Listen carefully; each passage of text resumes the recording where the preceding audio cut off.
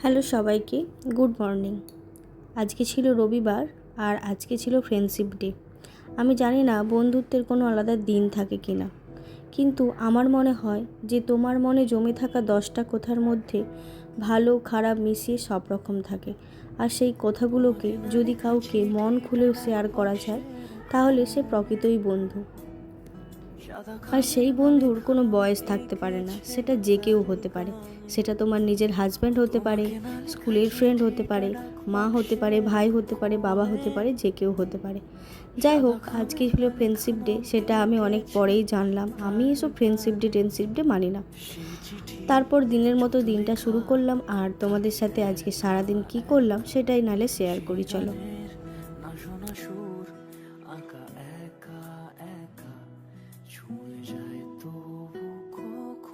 মায়ের তো সকালে সব কাজ সারা হয়ে গিয়েছিল, বাট আমি একটু পরে ঘুম থেকে উঠে ভাবছি আজকে যে ধুলোগুলো পড়েছে সেগুলো একটু পরিষ্কার করব, আর এই বেড কভারটাকেও একটু চেঞ্জ করতে হবে।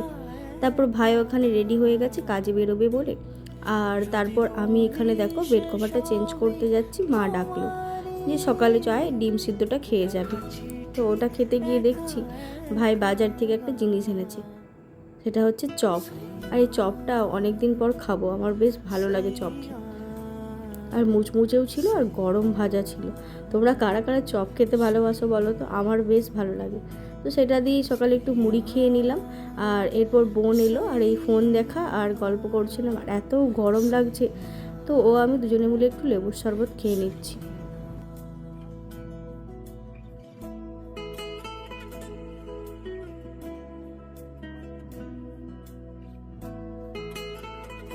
আর আজকে দুপুরে ছিল অনেক রান্না বান্না, মা করেছিল অনেক কিছু রান্না, তারপর কাকিমা বানিয়ে নিয়ে এসেছিল। কাকিমার হাতের রান্না খেতেও বেশ ভালো লাগে। তো কাকিমা কয়েকটা রান্না করে এনেছিল, ওটা দিয়ে আজকে আমি ভাত খেয়ে নিলাম দুপুরে। আর এদিকে বেড কভারটা তখন পাতা হয়নি, আমি আর বোন এখানে দুজনে মিলেই বেড কভারটাকে পেতে নিচ্ছিলাম। আর ওই বেশি হেল্প করছিল।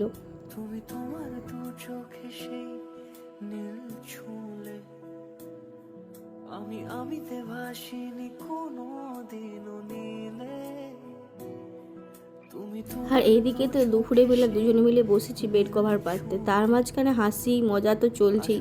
পুরনো কথা ভেবে হাসছিলাম আমরা এখানে, আর সারাক্ষণ আমাদের মধ্যে চলতেই থাকে খুনসুটি।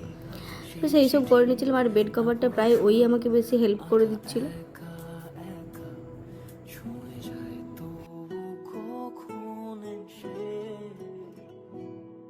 যদি বলি সে সবই তোমারই, দু চোখে ভেসে যাওয়া জানি না সবার হয় কি না, কিন্তু বেডে যখন নতুন বেড কভার পাতা হয় তখন বেশ ভালো লাগে। রুমটাও যতটা পরিষ্কার আর সুন্দর লাগে, তেমন মনটাও যেন বেশ ভালো হয়ে যায়। বেডটা পাতা থাকলে টান টান করে বেশ ভালো লাগে। তো এখানে আমরা দুজনে মিলে বেডটাকে গুছিয়ে নিচ্ছিলাম সুন্দর করে।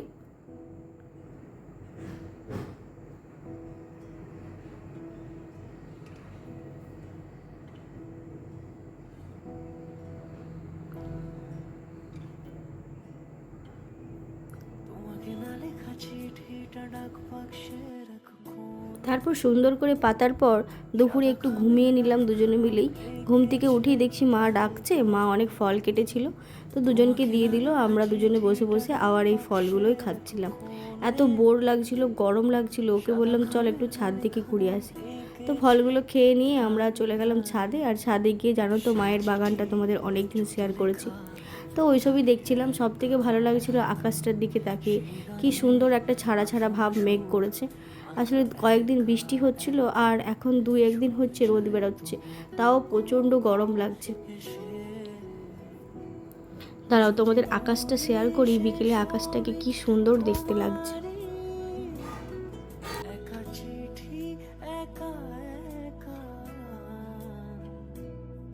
যদি বলি সে সবই তোমারই, একা চিঠি একা একা সাইয়া সাইয়া সাইয়া। আর ছাদে এসে আমি আরেকজনেরও অপেক্ষা করছি।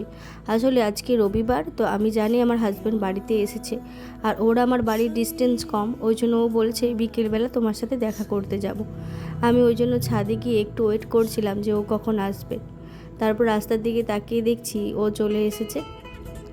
তো ওকে ডেকেছি যে ছাদে এসো, আমরা একটু ছাদে হাওয়া খেয়ে তারপর নিচে যাব। আর তারপরে কি, এখানে দেখো মা চা করতে গেছে আর আমরা দুজনে বসেছি এখানে গল্প করতে। ওর সপ্তাহটা কেমন কাটলো, আমার গল্প শুনতে হবে, আমার কি কাটলো সারাদিন সেটা ওকে শেয়ার করছিলাম। তারপর মা এখানে চা করে নিয়ে এসেছে আর তার সাথে সিঙ্গারা দিয়েছিল। সকালে খেয়েছি বলে আর এবেলা খেলাম না, ওকে দিলাম একটা, ও একটাই খেল। আর তারপর আমার জন্য নিয়ে এসেছিলো এখানে ম্যাগি, আর আমি একটু বলেছিলাম ম্যাগি খাবো বলে, ও দেখছি পুরো ফ্যামিলি প্যাকটাই নিয়ে এসেছে। যাই হোক, তারপর কেউ ছিল না বলে ও বলেছিল চলো তোমাকে আমি ম্যাগিটা বানিয়ে দিই। ও আর আমি দুজনে মিলে ম্যাগিটা বানিয়ে নিচ্ছিলাম সন্ধ্যাবেলায়।